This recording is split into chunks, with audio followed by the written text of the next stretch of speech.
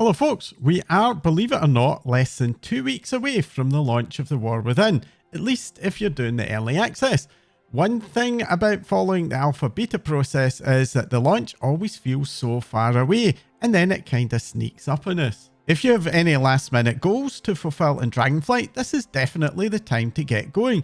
For me, I'm currently doing a sweep to collect the remaining Drakewatcher manuscripts, as Blizzard don't really seem to be planning to carry this system forward into The War Within, where the only customizable mount I'm currently aware of is the flying machine mount from Delves. I know these manuscripts will remain available, but at least some of them will be easier to get right now than they will be in the next expansion.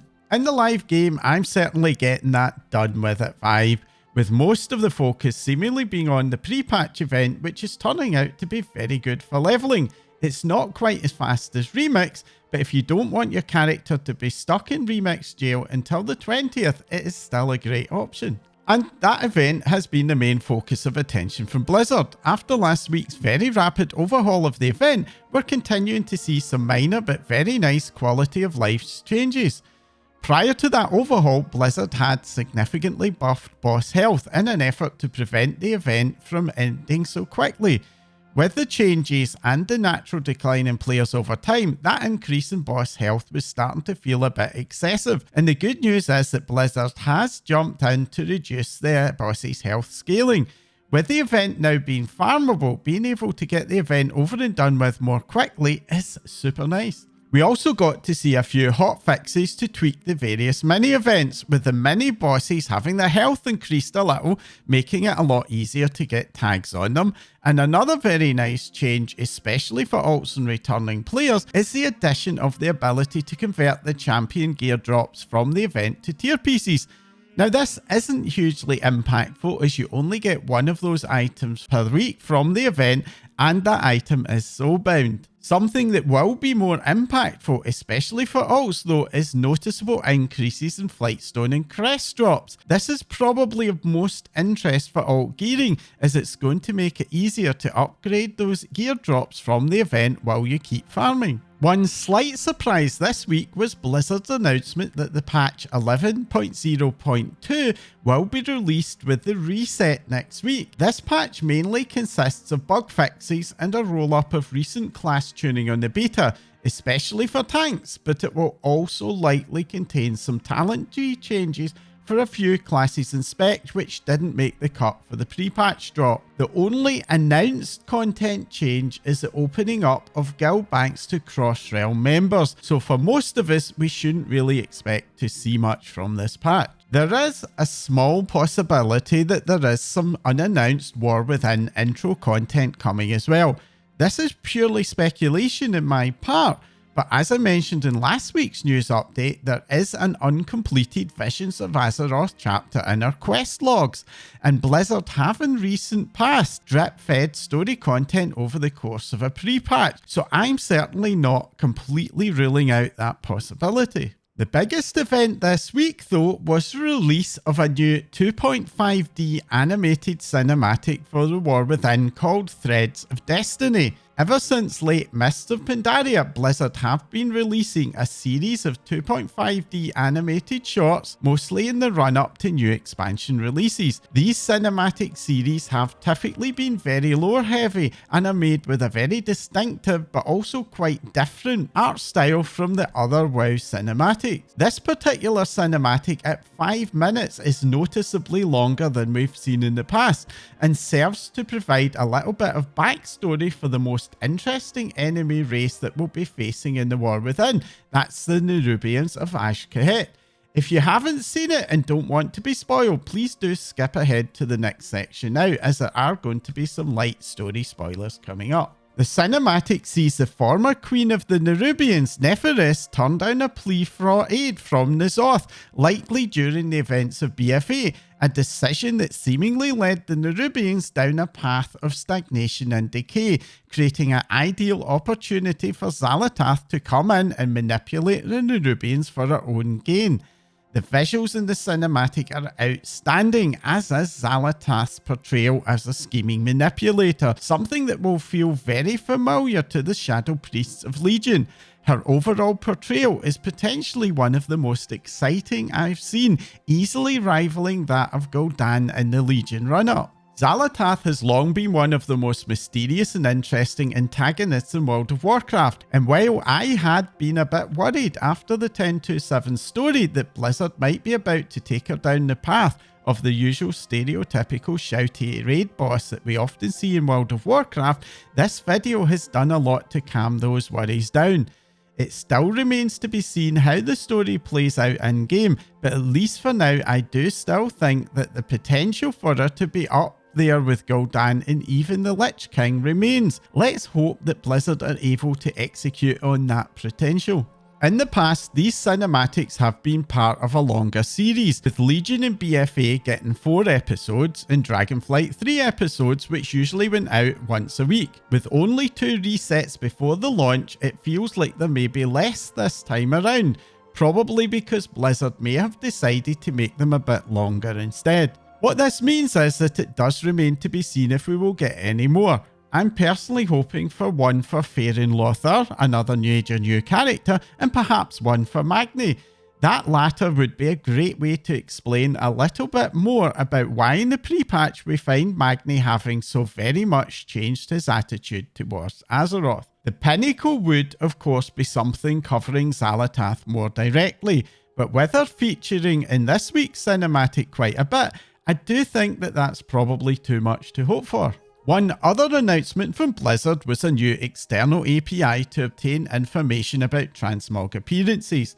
Now this isn't something that most of us will ever use directly, but Blizzard provide a bunch of community APIs which allow developers to build external tools, usually websites, which can make use of this information to provide useful ways to add value to our experience. An example of that in action is the awesome Simple Armory, which is a great tool for collectors wanting to plan out what to focus on next. While information about mounts, pets, achievements, and even Mythic Plus score has been available for a while, Transmog has been something that external tools have been unable to track, at least without using additional add-ons in that. Data for Azeroth, another completionist tool, has already added support, and for the hardcore Transmog collectors, it's going to be very interesting to see what the community does with this. One last thing before I move on to the beta updates is a little reminder. The Spirit of Eche'ro is probably the best looking of all the spectral mounts and has an awesome set of skyriding animations. This mount can only be obtained for a 2-week period every 6 months. The second and last chance for this year is currently active and will remain so until the reset of the week of the 20th. To get started, just head over to Legion Dalaran and pick up the quest called The Right Path. This will lead you out to High Mountain where you'll have to farm 600 bone fragments via archaeology. Now, while this does sound a bit painful, when I did it, I managed to complete it in just half an hour. Right, now let's get on to the beta, where the pace of change is seriously slowing down as Blizzard focuses on fixing bugs and further class and encounter tuning. The most notable changes this week were again to Mythic Plus, with a bunch of tuning changes, but also a change to the Voidbound Affix. This affix previously placed a stacking damage increase on enemies, which combined with the changes to increase tank damage had the potential to be very punishing. With the hotfix, it now instead becomes a stacking 10% damage taken reduction to those NPCs. However, this immediately disappears when the Voidbound emissary is defeated. This will more heavily incentivize immediately switching to the emissary, and while it will feel probably a little bit like old style bolstering in terms of making enemies last a bit longer, it's nevertheless going to significantly improve things for both tanks and healers, especially as the reward buff is now a 10% healing increase, which replaced the previous 30% crit buff. Along with some of the other recent changes, I do think that things are starting to look up now for tanks. The initial announcement of the tank survivability changes came with a lot of somewhat understandable dooming from the tank community. Overall, while tanks are definitely a little squishier in the War Within, damage is also a lot more predictable and at least for mainstream players should be pretty manageable. I suspect that predictions of a kiting meta similar to Season 1 of Shadowlands could still emerge for the very high key pushers, that is those in the 0.1% bracket. But I also think that for most of us that won't need to be a thing. Now, I always like to cover the little discoveries that can sometimes fall below the radar of all the big changes, and as always there are a few to be found with every beta build. One thing of note for scribes is that the contracts, which award a 10% rep buff for a reputation of your choice, are now account wide. This means that you only need to buy one contract for your whole account, which is kinda understandable given that reps are account wide, but this may well suppress demand for them. Personally, the last time I think I bothered with a contract was back in BFA when we had to worry about farming rep for flying, so I'm not really sure what the demand is for contracts these days, but nevertheless this might not be good news for mass market scribes. At the end of last week, just after my weekly update was recorded, Blizzard put out a fresh update about delves, which is interesting enough to still be worth including here. The update mostly focused on Blizzard's efforts to make the delves feel more balanced for different classes. It certainly has been the case in testing that some classes have had a much better time than others, with Cloth DPS and healers all both having a bit of a rough time in them. To address this, Blizzard are reducing unavoidable damage for Cloth DPS. And as for healers, Bran is now getting a new Eche'ro. That's basically a collectible talent, which will cause him to do a lot more damage in combat, but at the cost of taking a bit more damage himself. The goal of this is to have healers be able to spend more time healing and to be able to rely on Bran to do more of the damage, rather than constantly having to juggle personal healing and damage. Blizzard also in their update mentioned that they are currently working on the future of delves beyond Season 1. This is certainly really good to hear. One of the issues with similar attempts to add solo and small group content into expansions is that they have tended to be just left from their original state, and knowing that perhaps they are going to get a bit more development does give me a bit more confidence that this might be a feature that might last out the whole expansion. Well, that's all for this week's update. I'm currently in that stage where I'm getting excited to get into the new expansion, but I'm also a little bit apprehensive about how some of the endgame changes will pan out, especially the gearing changes and how they're going to impact Mythic Plus. But what about all of you? Are you hyped for the War Within? Or are, like a few other folks I've seen comment recently, kind of wondering where that hype is? Let me know in the comments down below. If you found this video interesting or useful, then let me and the YouTube algorithm know by hitting that like icon.